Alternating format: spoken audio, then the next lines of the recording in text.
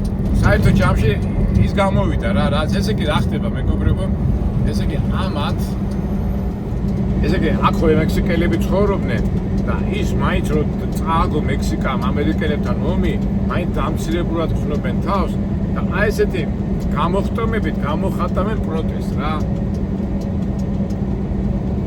ეს რო იცი უკვე ადვიდა მე რო უკვე იმდენჯერ ყოფილა შემთხვევები უკვე რომ მოვდივარ აქეთ ამ ხარეს ვიცი რომ ვიღაცა უკვე ზოგი ამრაკინწასავი ზოგი წამეკაჩავება გამომეკაჩავ მაგრამ თავარი არ უნდა აყვე მაგრამ თუ აი ესეთი გამოხტომები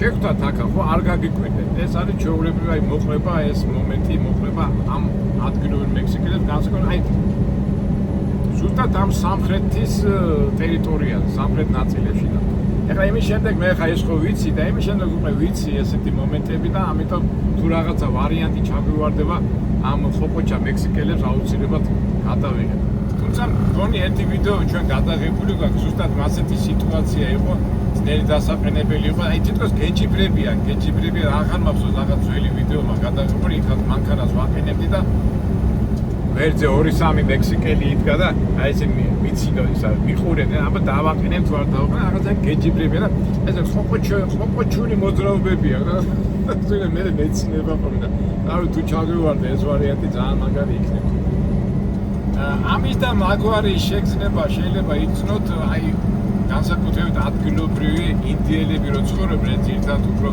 ნიუ-მეხიკოში და ავიცი თქვენ გახსოვთ მე ვერ მოხდა რეზერვაციაში უბრალოდ გადაღების საშუალებას არ მაძლევენ ეს ინდიელები როგორც კი გახსოვთ ერთხელ მე ვიყავი იუტაში და მეფოსო ცოტა დავილაპარაკე და ძალიან გამიბრაზდა რა მოხუცი ხალი იყო და თავის აქია სუვენირებს ყიდի და მე ვიდეო და მგონი ადრეცამა გადება და გაბრაზდა და ისე გაბრაზდა რომ წამაშლევინა რა არის ნუ მიღებო და ზოგადად ეს ინდიელები აი ხო ხედავთ ჩვენ რამდენი ვიდეო გადაღებული და ვერ გადავიღეთ ამ ინდიელებს კატეგორიულად უარზე არიან ნუ კაი ეს ერთი ამბავია და აი ინდიელებს რო ელაპარაკები უკვე ცოცხალ ურთიერთობაში აი ამჩნევ რომ თვალები აქვს ცრემლიანი ეს სევდიანი რა და იგრძნობა რომ აქვთ ის რაღაცა შეგრძნება იმისა რომ ისინი დაჩაგულები არიან და ევროპელებმა და ვიღაცეები მოვიდნენ მათ ტერიტორიაზე და მისი მიწა გაიფრეს და რა ვიცი აი თუ მოხდები და შევხვდებით ინდიელებს ყოველთვის შეამჩნევთ რომ მაგათ აქვს თვალები ცრემლიანი და შენთანაც აი კონტაქტში არ შემოდის რა ძალიან აი მძიმედ შემოდის ეხლა ზოგიერთ იმეებში არის ხოლმე რომ არა ისინი გონება ნაკრულები არიან ის არიან ეს არიან მაგრამ არა მეგობრებო აი სევდა სამშობლოს დაკარგვის სევდა იგრძნობა მაგას რა მე ყოველ შემთხვევაში ასე ხედა და რეზერვაციებში რო შევდივარ ხოლმე არ შემოდიან გურღია ურთიერთობაში თუმცა ჩვენ გავხსოვთ ხო ინდიელებზე ფილმებს რო ვიღებდით და როგორ გვიხაროდა ხოლმე მაგრამ არა მაგათაც ეს მოყვებათ ეს რაღაცნაირი სინანული იმისა რომ სამშობლო დაკარგეს ნუ ფაქტობრივად აბორიგენი ხალხია და მათ არანაირი უფლებები არ აქვს თუმცა ამერიკის მთავრობა გახსოვთ ხო ანგლო-საქსონი რომ ამოწყვიტეს ეს ინდიელები მერე ვითომ დანაშაულის მიზნად რეზერვაციები გახსნეს იქ არიან ინდიელები და ყველანაირი პირობები აქვს გადასახადები არ აქვს ის არ აქვს კაზინოებს ხსნიან და ვითომ ამით უნდათ კომპენსირება გააკეთონ იმ წარსული ცუდი ისტორიისა მაგრამ იგი არაფერი უბრალოდ რო შეხედავ ამ ადამიანებს აშკარად წეღანად თქვი სევდა აქ ამ დაკარგული ტერიტორიაზე ნუ ეს ინდიელები მაგრამ ჩვენ ახლა აქ ვიმყოფები და აქ ეს მექსიკელები ესენი მოდიან არა მგონი ახლა რა უნდა გააკეთოს რა კი არ ჩაგარტყავს თავში რაღაცა მაგრამ აი ეს უარყოფით იმას გამოხატავენ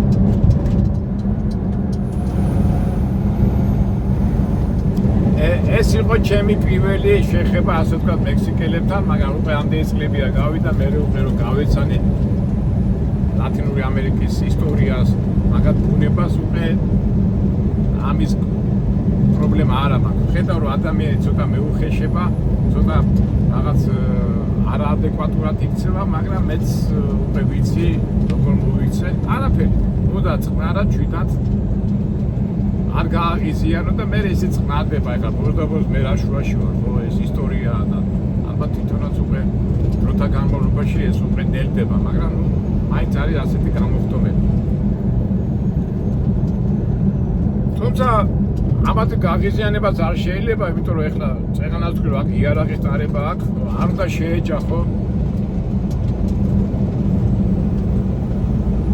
მატარა არასწორი მოქმედება და შეიძლება გაბრაზდეს და გესურვოს კიდევაც მაგრამ არ ამგონი არ ისეთი მაგრამ თუმცა რატო არა აგერ ეხლა ჩვენ მივიდივართ ელ-პასოში ელ-პასო უნდა გავიაროთ ელ-პასო ხუარესი ჩვენ მაგაზიაში ძალიან ხშირად გვილაპარაკია ეს ნარკოტიკების გაკვიტანის ერთ-ერთი ცენტრი ვერ გადავიღეთ იქაც ამდენჯერაც ვიყავით იქა მაგრამ იქ უკვე ცოტა სხვანაირი მექსიკელები არიან იქ უფრო ვაშკაცური და უფრო კანონებზე დამყარებული ურთიერთობებია აი ხშირად არის ხოლმე რომ აი ჩვენ ამბავში ამბონი აგერ შემოწმებენ და ეცელა ხდება განახოთ ωραία აი ახლა შემოწმებენ მე გავაგზავნო ჩვენი საუბარი inspection station ეს აზრი შევწყვიტე და მე ეს გავიაროთ ეს ინსპექცია ცოტა ვიდეო შევასვო და მე დავამთავრებ რითი თქმა მინდა რა კანონები ცხოვრობს ეს ხალხი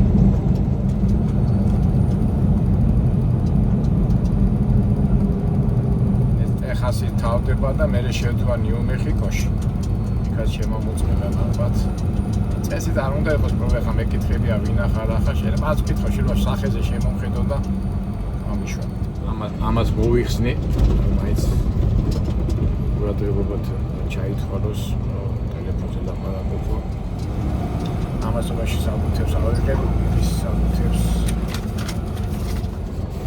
საჩვენებს ჩვენს გახდებით მონაწილე შემოწმებ შეიძლება გამაჩერო შეიძლება არ გამაჩერო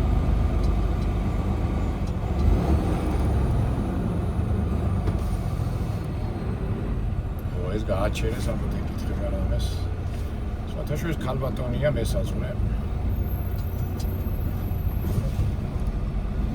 კომპიუტერით ამოწმებენ თუ რა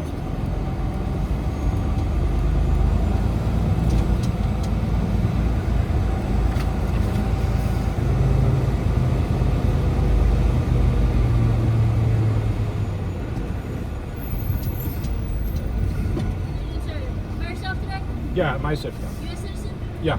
Thank you. Okay. Have a good day.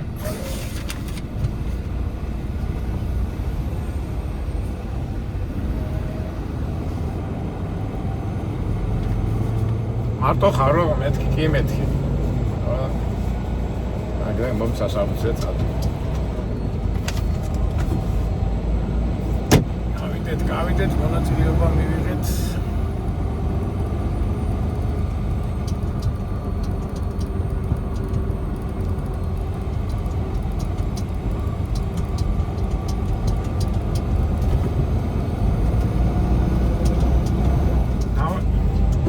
თავარია გაუღიმო რომ დადებითად დამოხდა. ეხლა ეს ოფიცრებით ეს ცოტა სხვა მომენტია და ეხლა. всё, გავაგზავნე, წავით. და რას ვამბობდი მეგობრებო, აი ცხოვრებაშიც ეხლა მე ხო ხები ჩემ ამბებს, იმებს. ოთი ძნელია, როცა არის ქაოსი და ბარდაკი.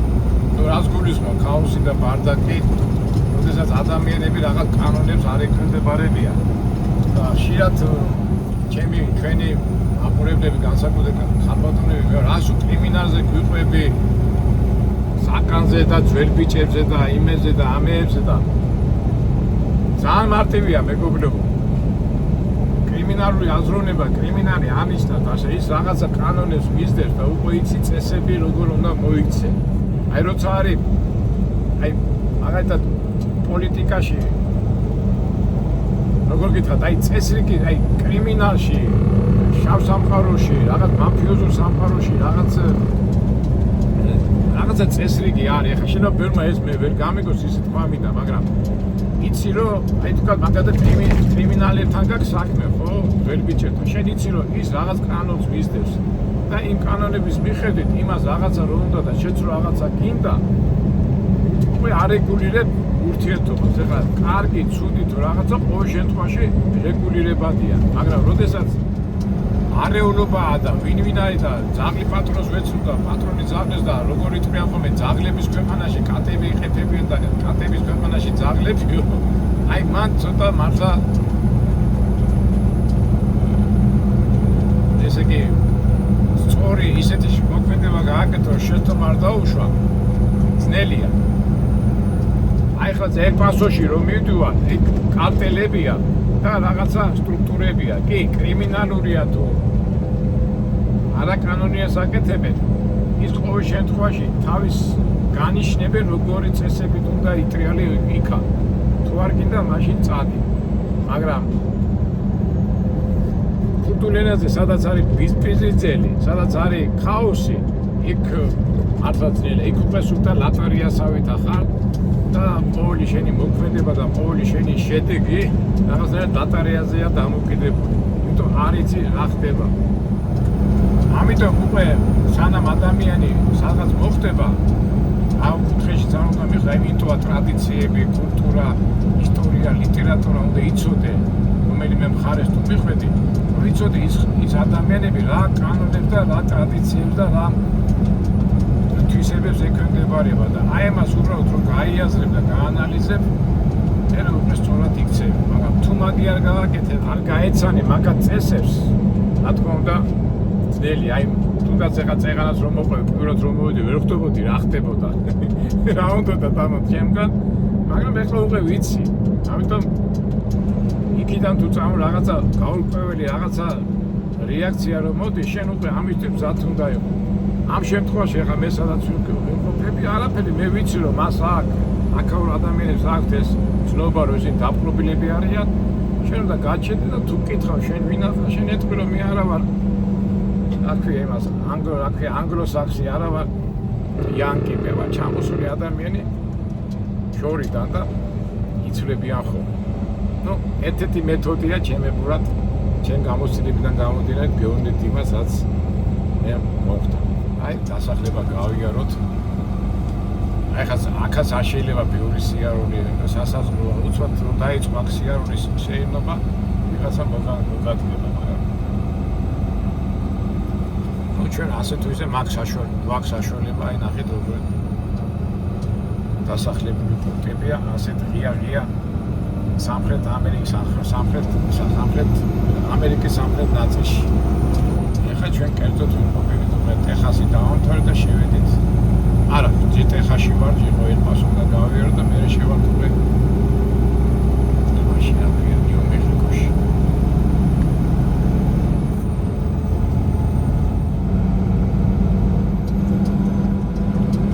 ეხლა ჩვენ ადამიანები ვართ, მით უმეტეს დღევანდელ დღეს სად არ გვიწევს ყოფნა, მით უმეტეს ქართველები ამ ეკონომიური პრობლემების გამო სად არ დადიან, როგორ არ დადიან, რა ხალხს არ ხვდებიან.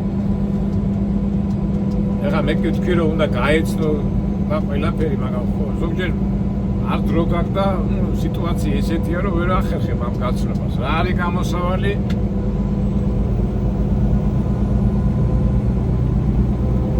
ალბათ მიმიხდით ჩვენი ბუნებიდან გამომდინარე, ნებისმიერ სიტუაციაში, ძველ მიწებში მოხდები, ქურდებში, აჩაღებში, ბანდიტებში, მექსიკელებში, ტერორისტებში, ჯიჟებში, გადარეულებში, არაადეკვატურებში, რავი, რამდენი ცუდი ვარიანტია, ხო? შეშლილებში, ხო? ივერიკში, ყოველთვის უნდა შეინარჩუნო სიმშვიდის და შეინდა მოიპოვეს სული შენი, იმიტომ რომ თუ აი ეს აგრესიული ადამიანი შეხვდება და შენ იქიდან აგრესიულად უპასუხე ან ძალადობით, არა. თუ მოვიდა გაჩენდი, დაწყნადი და ის სიმშვიდე შენში რომ ხედავს ის აგრესიული და გიჟი, გადარეული, არაადეკვატური, ისიც წყნარდება. ამიტომ ჩვენი დევიზი რა არის?